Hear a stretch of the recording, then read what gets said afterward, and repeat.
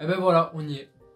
On y est enfin. Doctor Strange, enfin on n'y est pas puisque c'est demain, mais demain justement sort Doctor Strange in the Multiverse of Madness. C'est un truc de ouf. C'est un truc de ouf. Et si vous suivez activement la chaîne, vous savez que Moon Knight était la série que j'attendais le plus de l'année. Et que Doctor Strange 2 était le film que j'attendais le plus de l'année, le film que j'attends le plus de l'année. Et ben, demain, on aura à la fois l'épisode final de la série Moon Knight et la sortie de Doctor Strange 2. C'est incroyable. Alors franchement, je vous dis la vérité, je suis très impatient et j'ai hâte de voir et de savoir comment la série Moon Knight va se terminer avec le dernier épisode. Mais je suis tellement hype pour Doctor Strange 2. Franchement, je suis tellement hype que limite demain, Moon Knight, je m'en fous un peu.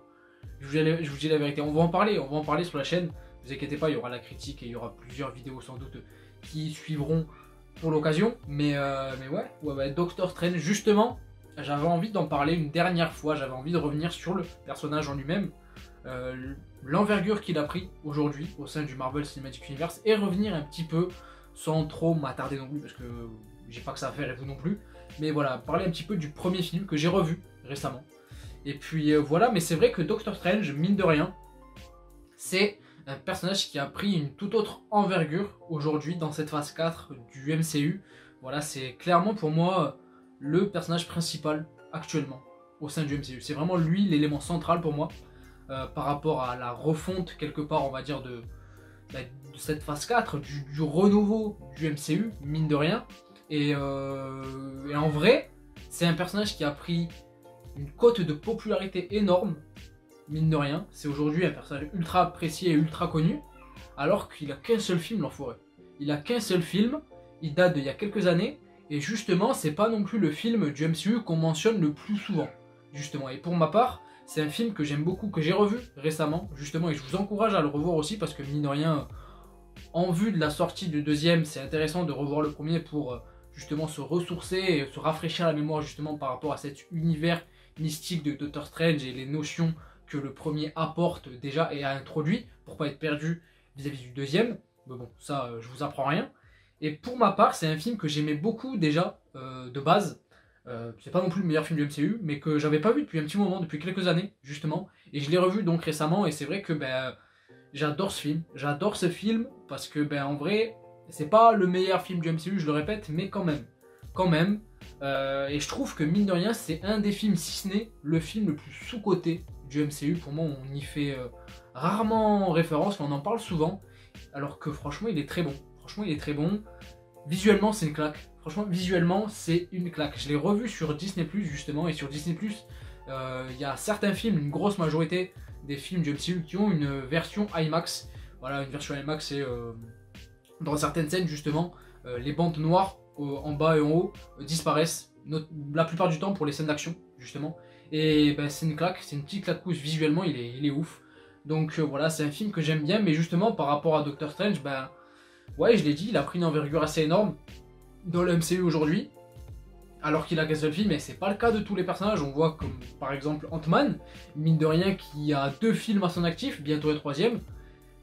Voilà quoi, il n'a pas la même importance et il a surtout pas la même popularité. Mais en même temps, Doctor Strange, c'est vrai que oui, il a qu'un seul film, mais il a quand même fait des apparitions très remarquées depuis, notamment dans Infinity War. Je pense que c'est vraiment Infinity War qui a montré aux gens, au grand public, que voilà, Doctor Strange, il a envoyé du lourd. Il était très stylé.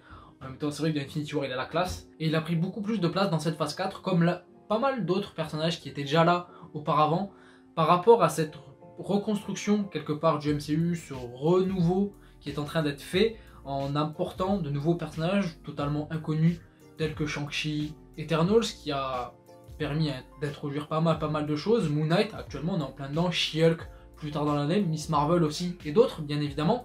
On a eu aussi Kate Bishop dans la série Hawkeye, Yelena Belova, mais par rapport à certains personnages justement, on a eu des tout nouveaux personnages qui ne sont pas raccordés à d'autres personnages connus, tels que par exemple Moon Knight, qui est totalement indépendant, ou Shang-Chi, là où justement d'autres comme She-Hulk, Miss Marvel, quelque part, qui va être lié un petit peu à Captain Marvel, She-Hulk par rapport à Hulk, ou autrement dit Kate Bishop vis-à-vis de Clint Barton, ou encore voilà, Yelena Belova via Black Widow, on est quelque part sur une idée de faire du neuf avec du vieux.